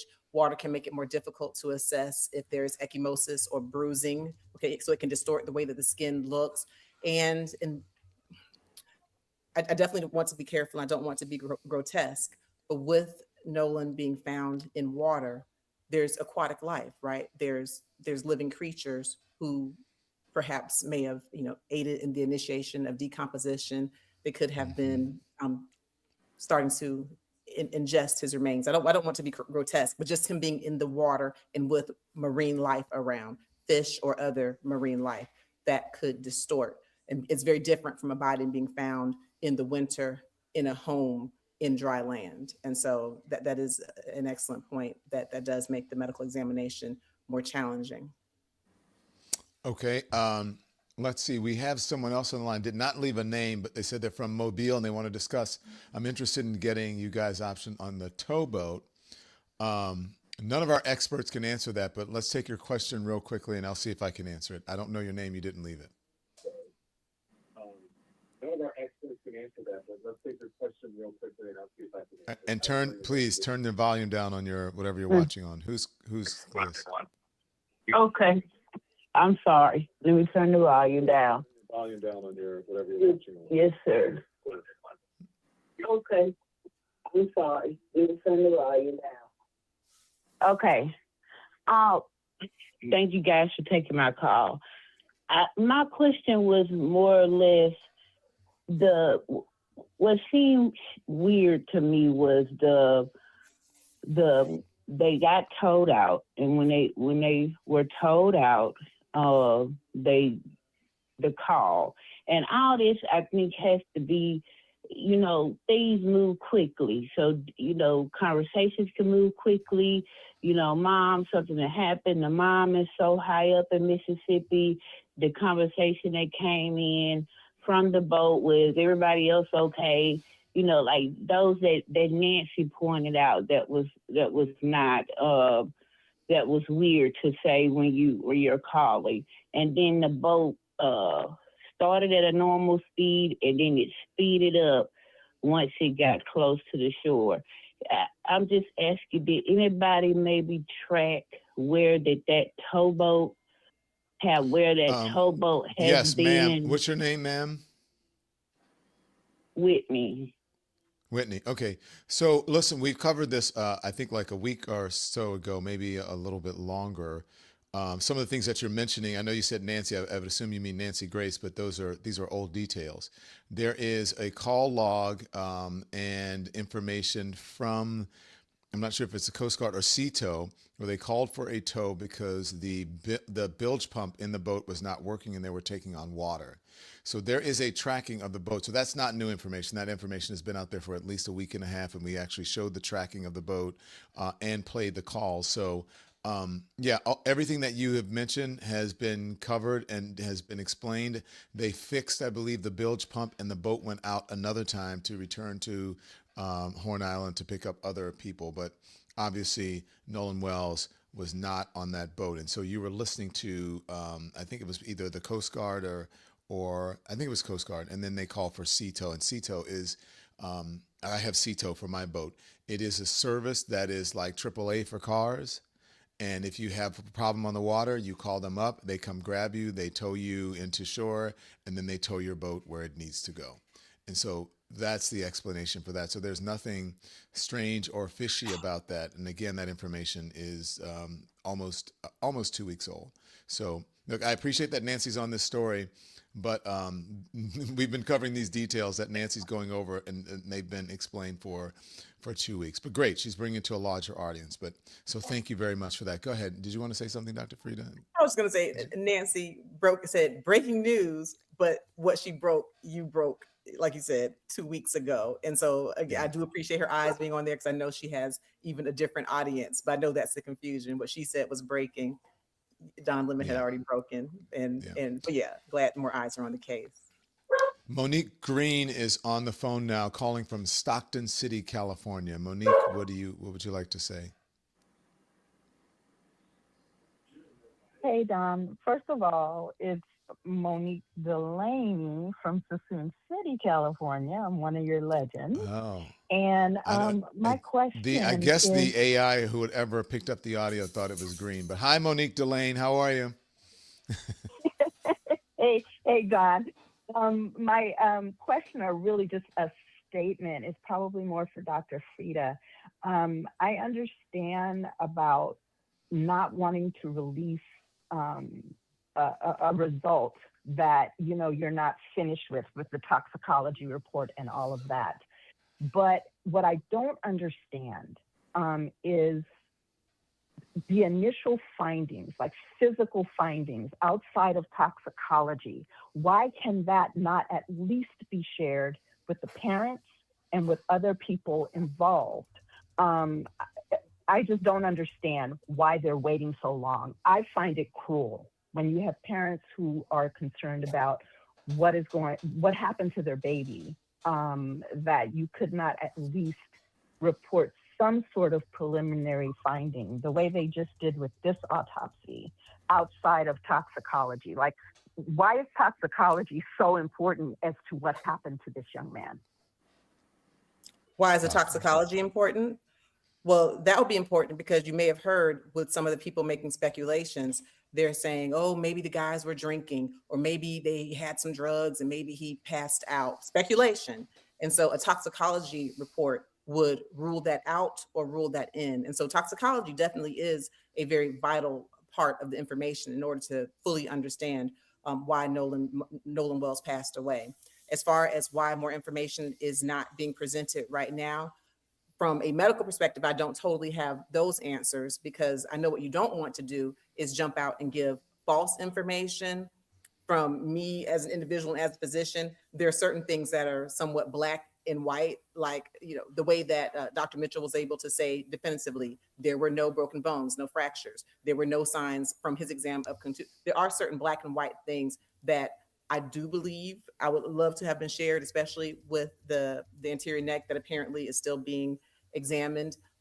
So I don't have the answer on why they're not bringing it out, and I don't want to speculate or say that it's a cover up, because I don't know that either. And Monique, perhaps you have some more information as to other reasons why they might be holding back at least the gross observations, the initial examiners. Right, and what we should be careful about is we don't know that the information hasn't been provided to Nolan Wells' family. We don't know that the information hasn't been provided to the attorneys or that they haven't been given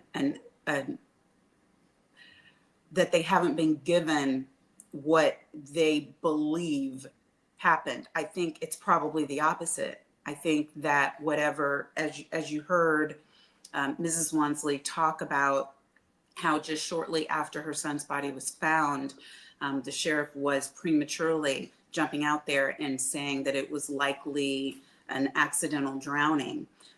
And that shouldn't have been done without there being a thorough investigation. But what we don't know is what that investigation has yielded so far, or how much of that information has been shared. Whatever they were told, a determination was made to get an independent autopsy while we're waiting on official public results. But that doesn't mean that they don't know anything.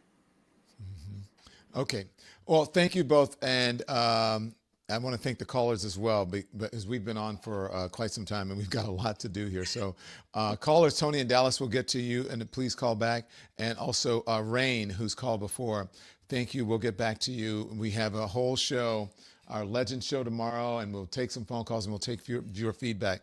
But I got to tell you, Monique and Dr. Frita, this has been this has been one of our highest, if not the highest, engagement that we've had on this network, with so many people concurrently watching. And I just want to say, this is what you get on this program. We mentioned Nancy. We're not, there's no shade, but we've been doing this since the day, all right, since the day after, or the day we found out that he was missing. And then I came back from my trip, but from the very beginning we started with a member of the Cajun Navy.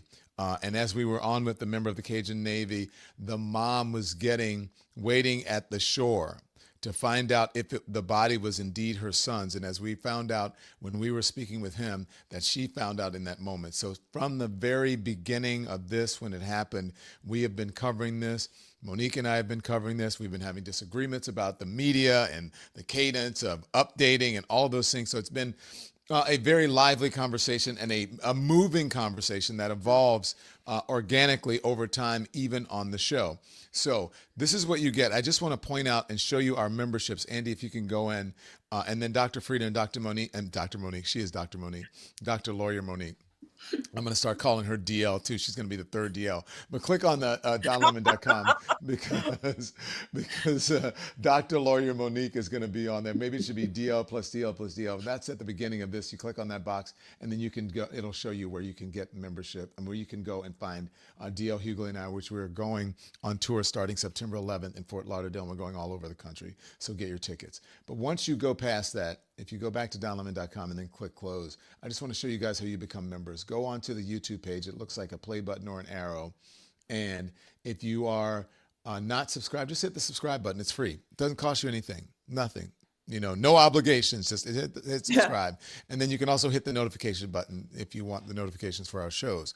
Also, next to that, which is really important, or just as important, maybe even more, is a join button where you can become a member. And I want to tell you guys right now, if you want to see what it's like to be a member of the show, it is 100% free now. I'm not doing this. YouTube is doing this. You get it 100% free for 1 month, and then 7 days before your membership expires, your free membership, they will notify you.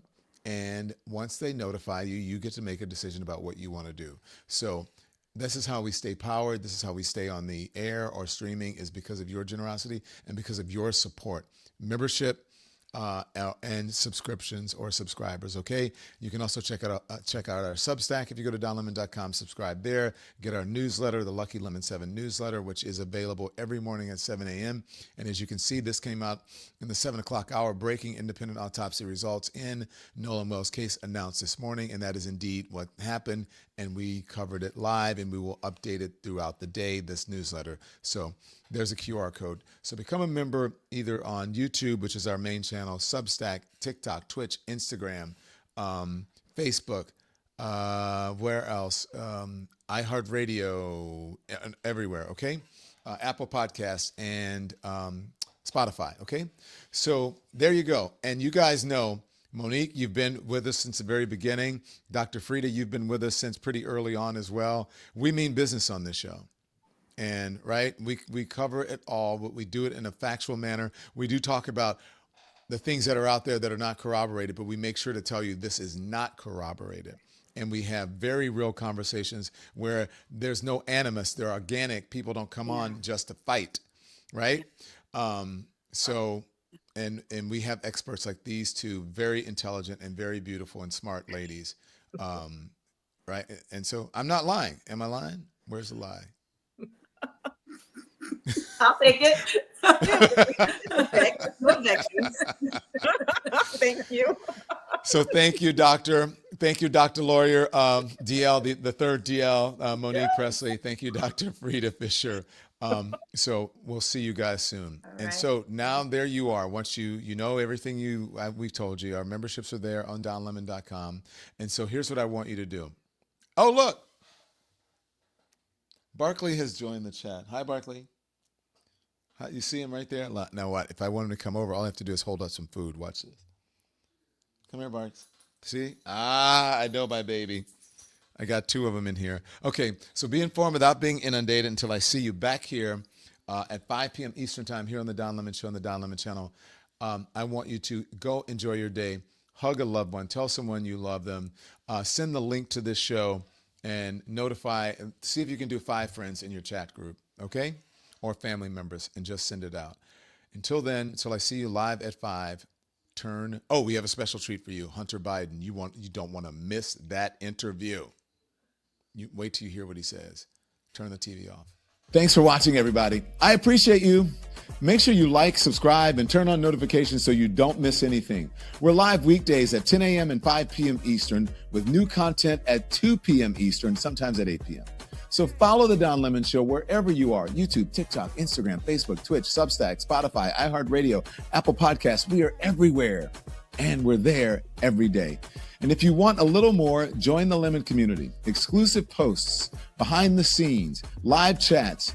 Just hit join or check the channel pages. All right, I'll see you next time.